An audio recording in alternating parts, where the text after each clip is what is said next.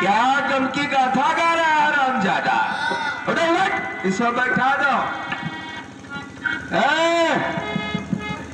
बैठ जाओ उधर और हमारी बात कान खोल कर सुन। क्या है? क्या है? बारिश हो रही, खरच चू रहा है।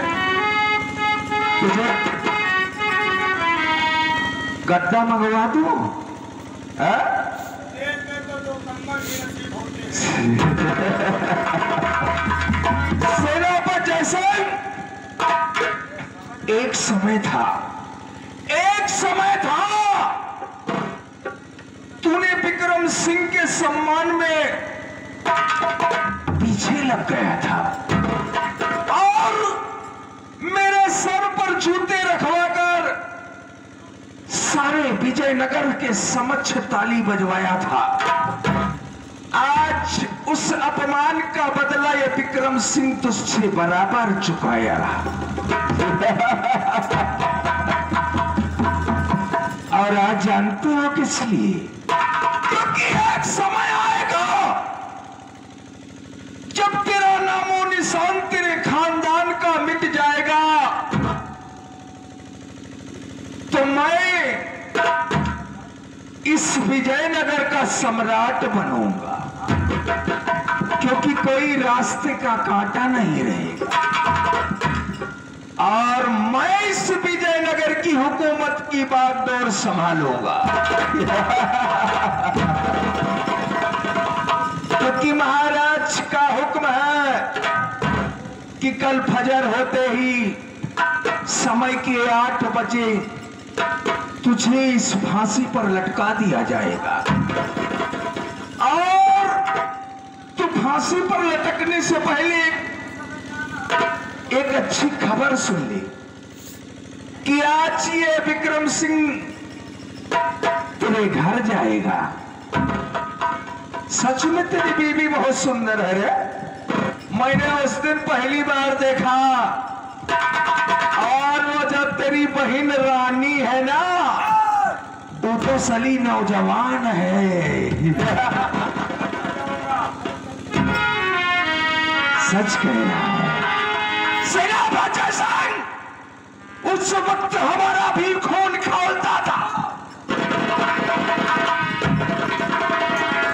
जिस वक्त भरे दरबार तू मंत्री विक्रम सिंह का अपमान कराता था सम्राट के समक्ष। और आज यह विक्रम सिंह कसम खाता है कि मैं तेरे घर जाऊंगा और तेरी बीबी को सुहागन से अभागन बनाऊंगा, तेरी बीबी को सुहागन से अभागन बनाऊंगा और तेरी बहन रानी को 10-12 बच्चों की मां बनाऊंगा।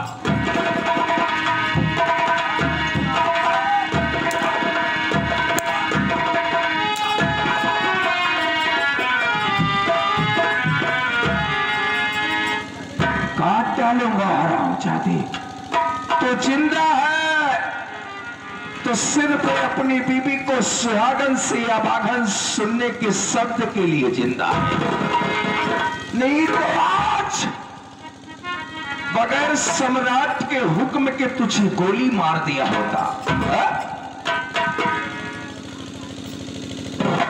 दरबारी, इसकी बराबर देख रेख करना। बस बराबर ड्यूटी कर लगने के तो जाने पहिए इनका खेत जा लड़के लाठे लगने केवल रात भर का टाइम है जी। सुबह जो फांसी हो जाएगी और हमारे रास्ते का कांटा साफ हो जाएगा। जी सरकार। अरे विजयनगर वाला, ये मत समझ लेना कि विक्रम सिंह कायर है। अरे विक्रम सिंह वो चट्टान है जो शीशे से पत्थर को तोड़ देता है। आज मैं जाऊंगा और इसकी बीबी को सुहागन से अभागन बनाऊंगा और इसकी साली सुंदर बहिनिया को 10-12 बच्चों की मां।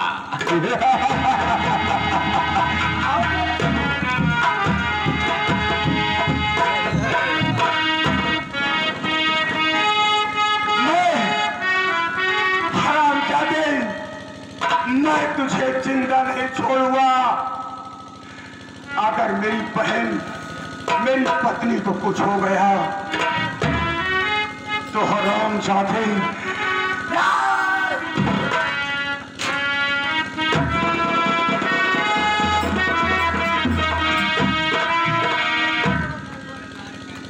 मेरे भगवान, मेरे घर की रक्षा आप करेंगे।